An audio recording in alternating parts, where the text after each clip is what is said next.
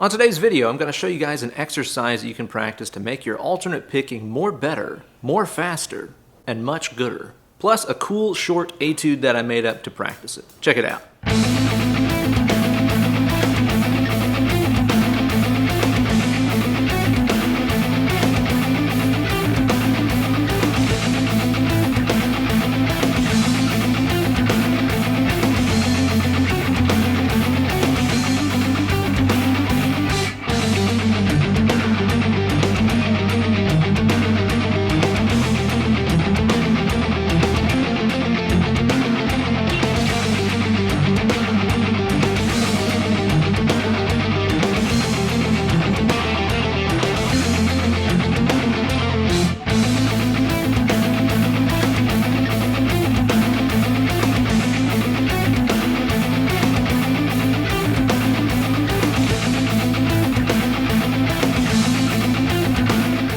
Mellow greetings and Happy New Year's, kids. It's your good buddy, Uncle Ben Eller. You know, guys, we've all got stuff that we struggle with. For your crazy Aunt Julie, it's trying to keep from spending all of her stimulus money on scratch-offs. But for me personally, it's alternate picking licks that involve a combination of inside and outside picking. And from my experience, one of the best things that we can do whenever we encounter a technique that kicks our ass a little bit is to write some music that really features that technique. That way you have a reason to get better at it. So after I came up with a picking pattern that features some inside and outside string changes, I wrote this short etude that was based around it. It takes that picking pattern through some cool chord changes, and it's definitely more interesting than just sitting down and drilling this stuff with a metronome.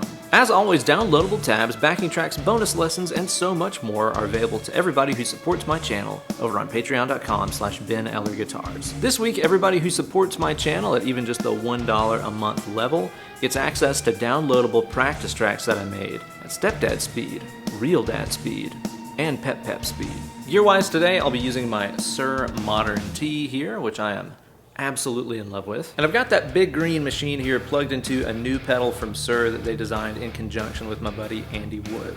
This is the Woodshed compressor pedal. I just got this pedal the other day and I am already absolutely in love with it and using it on literally everything, even bass. And I'm running that into the Fractal Audio Axe FX3. I also have a DoD grunge pedal. I'm just saying. But before we start shredding, let's hear that etude again at stepdad speed.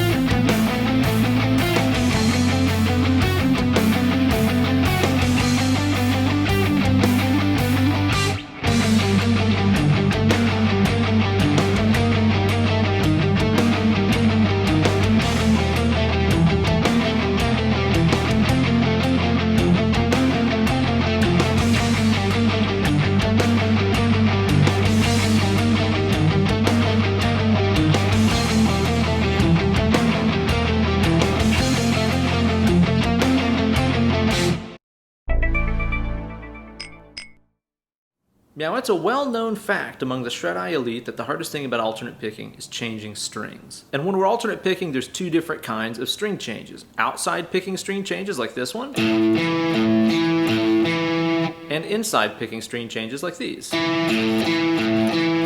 Most picking exercises only focus on one or the other. Take, for example, the famous Paul Gilbert sequence. That's one of my favorites, and I've practiced that for like thousands of hours, but the problem with it is it only focuses on outside string changes. Down to up to down. That was us staying on the outside edges of the strings, completely ignoring any inside changes. The picking pattern that we're going to talk about today is kind of similar to the Paul Gilbert lick in that it uses 3 notes on one string and 1 note on another string to make itself work. So for example, let's take these 3 notes on the D string. A, B, and C. And let's use 1 note on the G string here, the D note. To get this pattern going, play up those 3 notes on the D string 2 times in a row. Next what we're going to do is to grab that single note on the G, and then start walking back down the D string. So it's 1, 2, 3, 4, 5, 6, 7, 8, 9 notes long. Or 3 triplets in 3/4. 1, 2, 3. So the cool thing about that being a 9-note long pattern is that means if we play it again, all the picking is going to be inverted. Whereas the first time you started off on a downstroke,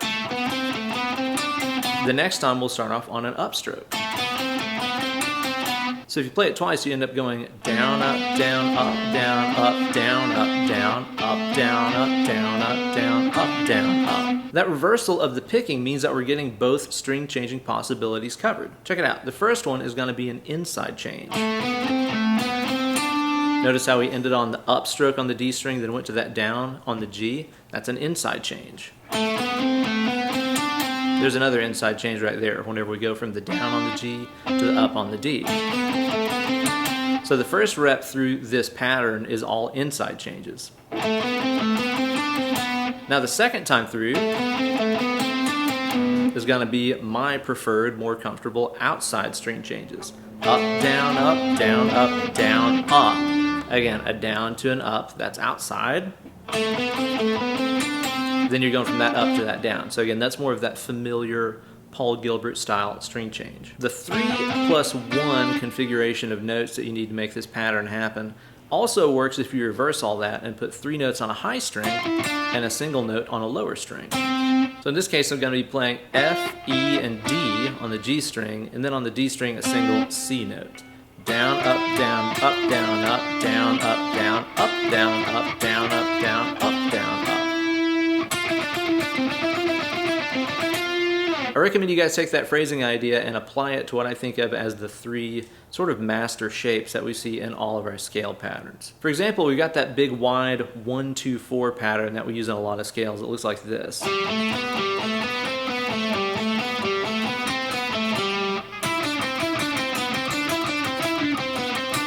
There's the 1-3-4 pattern that I already showed you guys.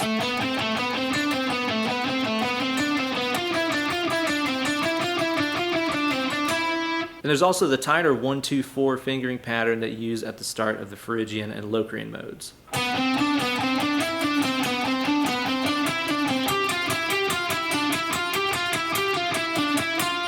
Just be sure that whatever pattern you're practicing this with and whatever direction you're going, that you play the lick twice. That way you get all the picking benefits out of it. Also, if you're working on your alternate picking chops, be sure to keep it strictly alternate. No economy picking, no hammer-ons or pull-offs, anything like that. I point that out because I could totally see somebody taking this exercise and inadvertently doing some like double downstroke stuff in here to make the string changes happen easier, but that's not really the point of this exercise. I recommend taking it nice and slow and making the motions really big. That way you can really feel if you accidentally slip into some economy picking or maybe miss a pick stroke in here.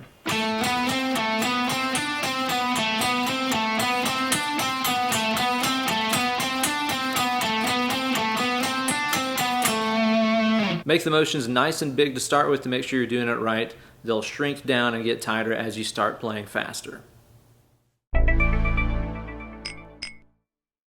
So the Etude itself covers these chords: A minor, F, D, and G. And then for the second half, it modulates to G minor, E flat, C, and F.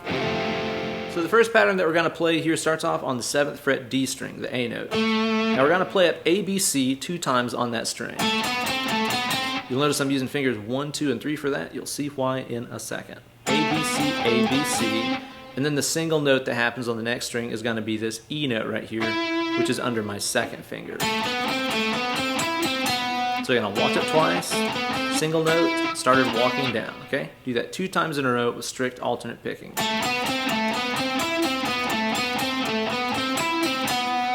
After this, you're going to do the exact same stuff, just move the high note on the G string from being an E up a half step to being an F. So it's like this.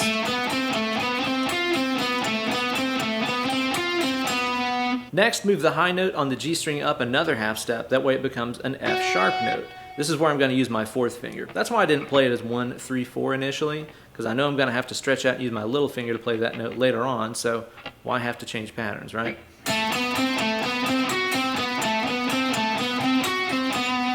And then for the last section here that takes place over the G chord, we're going to jump up a whole step, so we're at fret number 9.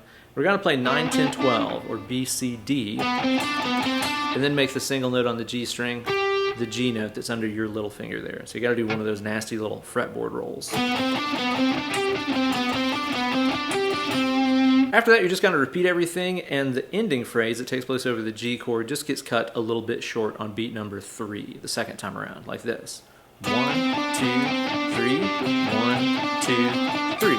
So really focus on hitting that last note on the downbeat, and you'll be good to go to start the next section.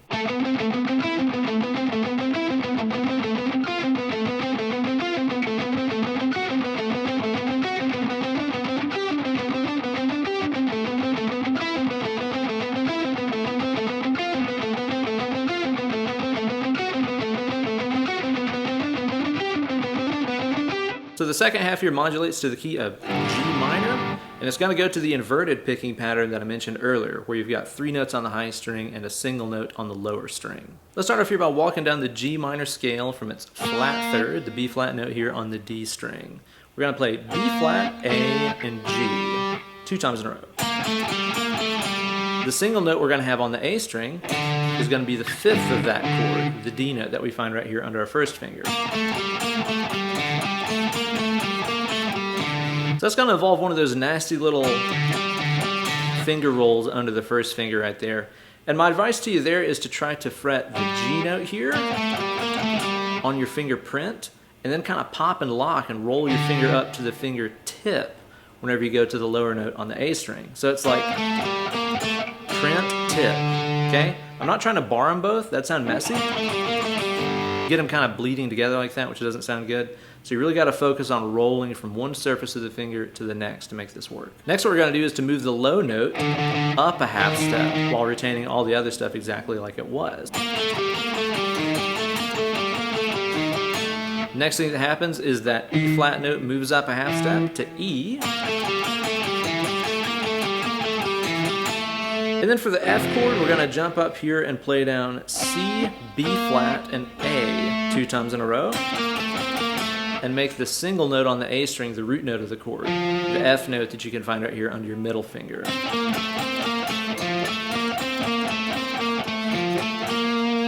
So this section is going to start off down here at the 5th position and creep up on that A string there.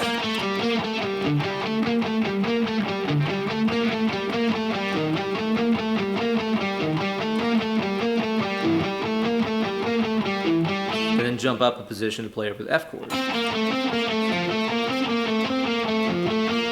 Just like the first half of the Etude, you just repeat all that same stuff and cut that last one short on the second time that you play beat number 3. 1, 2, 3, 1, 2, 3. So all together, here's the first section that starts off over A minor.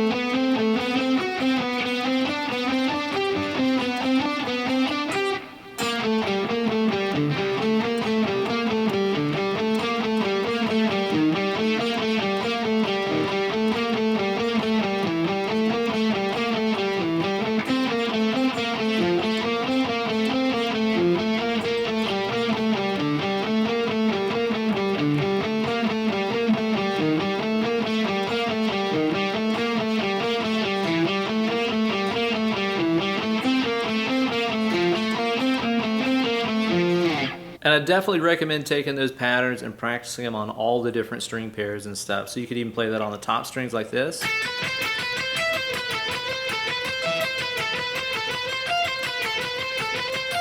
And so on. So as you're seeing from the Etude, not only is this just a great thing to practice to improve your picking chops, but it's something you can actually use in a musical context to outline chords and stuff. See, the reason why these licks outline the sounds of those chords so well is because they feature so many of their chord tones. So for example, the A minor that we start off over, we played this lick over, right? For an A minor, that means you're hitting the root note A, the second or ninth B, kind of a cool extra chord tone to add in there. There's C, our flat third, and then the reason why I chose this E note right here just because that's a part of that chord. That's its fifth, an E note. So considering that this lick right here features the root, flat third, and fifth, that's the arpeggio of that chord, plus one other little cool color note, it really represents the sound of that chord really nicely. So whenever the chord changes to F, and we change our lick to this, it's still outlining the sound of that chord really nicely, because if you think about what those notes mean to F, I like to use this one because it's easier to see what these intervals mean than that one down there. So let's look at this F right here. That A note is a third, major third. That B note right there to an F is a sharp 11 or sharp 4. Kind of gives you that cool Steve Vai Lydian sound that I like so much. The C note against an F sounds out as a fifth. So far we have third, sharp 4, fifth. And again, I changed it from being the E note on top to the F note on top. That way it sounds out as the root.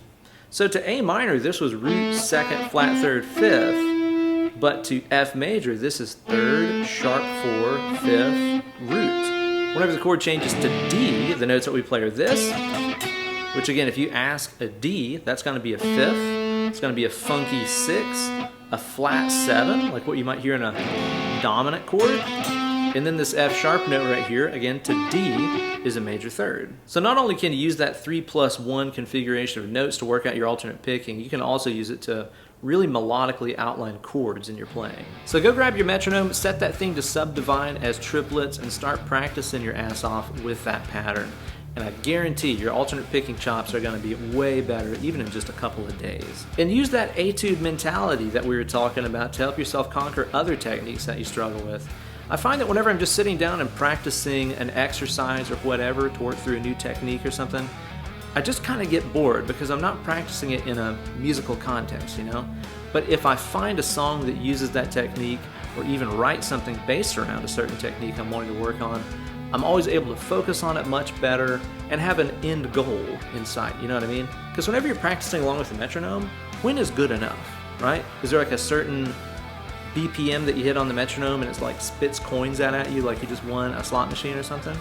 Not really. It's kind of an abstract goal. There's no finish line in sight. But whenever you're practicing a technique along with a song that uses it, or maybe even something that you write that utilizes it, there's a finish line in sight. Whenever you can play the song and keep up with it, you win. So I think it really just gives our mind a more concrete goal to focus on whenever we practice something in a musical setting than an abstract setting like putting it against a metronome and saying you got it when you hit whatever BPM. Thank you guys so much for watching this video, and get even more out of it by supporting my channel on Patreon and downloading those practice tracks. Let me know what technique you struggle with in the comment section below, and I'll try writing some more original etudes, that way we can work on that thing together. Be sure to like this video and subscribe to my channel for new content coming at you every single week, and ring the bell for notifications every time I upload a new slice of fried gold. Thanks so much for watching. Now get away from the computer, grab your guitar, and get to work. Less clicking, more picking.